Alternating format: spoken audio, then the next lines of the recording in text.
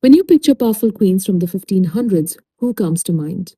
For most people, it's Elizabeth I of England. But what if I told you another queen, at the very same time, had an even longer, and you could argue, a more dramatic reign? Meet Rani Chennabhairadevi of India. Her incredible 54-year reign didn't just happen at the same time as Elizabeth's, it outlasted it by a full decade.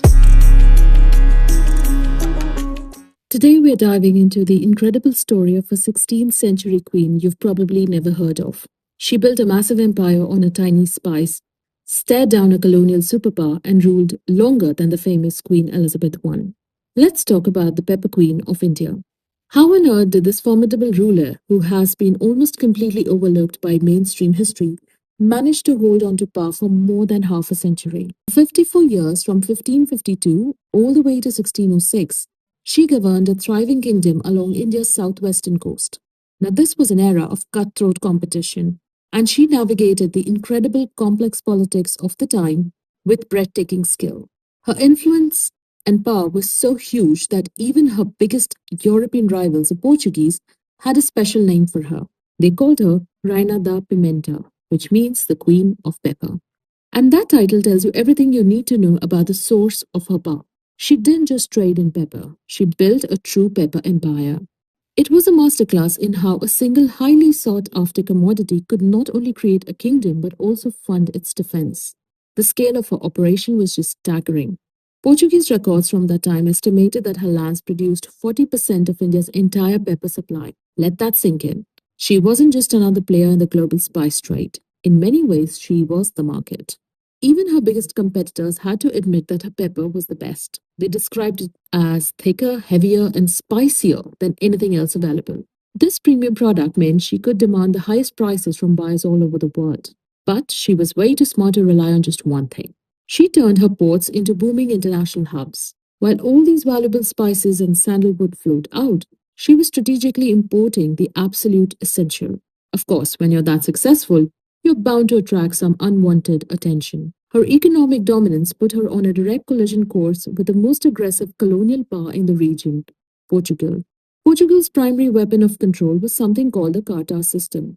You can think of it as a mandatory trade license. Its real purpose was to bully every local ruler into their economic network and create an absolute monopoly on the spice trade. The terms were outrageous. First, you had to pay a massive annual tribute straight to the Portuguese king.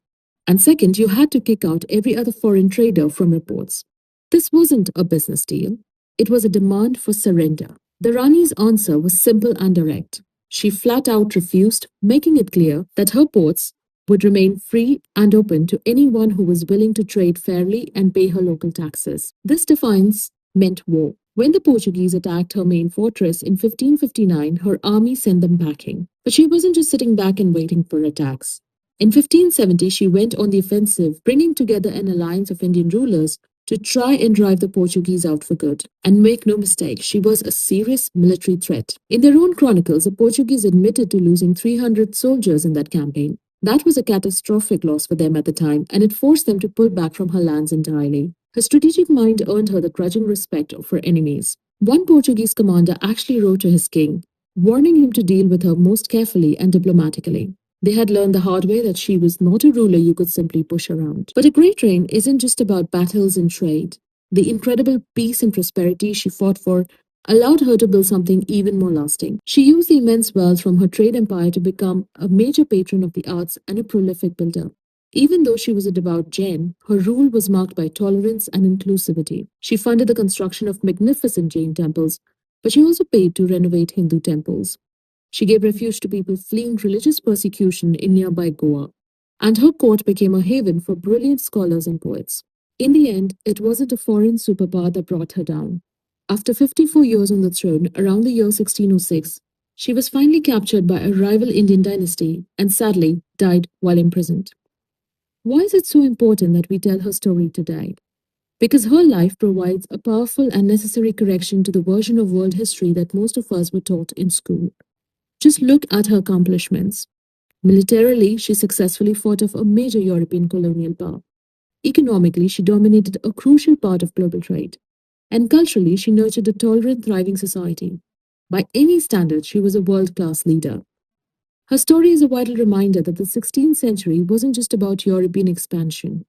It was a world filled with brilliant, powerful, and resilient local leaders who were shaping global events entirely on their own terms. And all this leaves you with one big question. If a queen who ruled for over half a century and defeated a colonial empire could be so easily forgotten, how many other incredible stories like hers are still out there just waiting to be told?